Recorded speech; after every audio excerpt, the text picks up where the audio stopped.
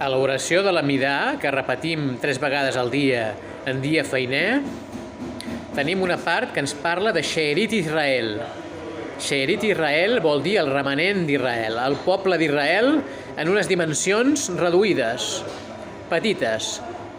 En canvi, això té un contrast molt fort amb el missatge que li transmet el Creador als 3 patriarques d'Israel, Abraham, Isaac i Jacob. Abraham li diu que la seva descendència serà com les estrelles del cel, i les estrelles del cel, evidentment, són nombrosíssimes. A Isaac Avinu li diu que la seva descendència serà com la sorra de la platja, i, lògicament, la sorra de la platja és pràcticament incontable.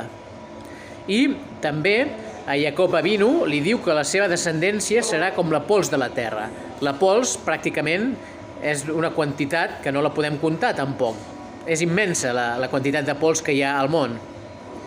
Com podem entendre aquest contrast tan fort entre Sheerit Israel, la idea de nombre petit, i la benedicció que li promet el Creador als patriarques? Ho podem enfocar des d'un punt de vista molt interessant, que és que la primera redenció, la redenció d'Egipte, va ser behipazon, va ser amb pressa. Però, en canvi, la redenció definitiva, la redenció final, serà mica en mica, pas a pas, a poc, step by step, com diuen els anglosaxons. Si ens hi fixem bé en aquestes 3 benediccions que li va dir el Creador als patriarques, podem extreure informacions útils de cara a aquest camí gradual i lent que serà el que es comportarà la redenció. La benedicció que li fa Abraham Avinu, que li diu que serem com estrelles del cel, li està dient que els jueus serem persones rellevants, persones importants. Serem estrelles, literalment.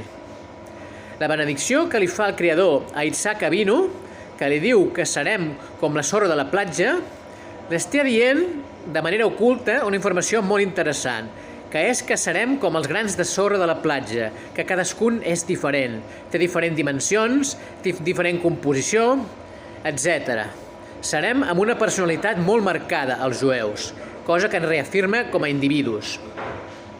I la tercera benedicció, la que va rebre Jacob Avinu, que serem com la pols de la terra, ens està dient que, malgrat les persecucions i les vegades que serem trepitjats els jueus al llarg de la història, nosaltres persistirem com la pols, continuarem existint. Per tant, la idea està clara. En el nostre cas, la redenció no serà amb pressa, la redenció definitiva, sinó que serà pas a pas. Tenim una altra informació molt interessant, també de la història dels patriarques, que és quan es van reconciliar Jacob Avinu i Esaf. Esaf va convidar a Jacob a anar a Seir, a la terra de Seir. Però Jacob li va contestar: no, jo vaig amb nens petits, jo vaig un pas més a poc i vaig amb bestiar. Si vaig massa ràpid els mataré.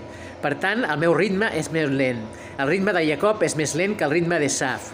El gradualisme és important per al poble d'Israel, per anar creixent mica en mica, per anar agafant força de manera harmònica i gradual.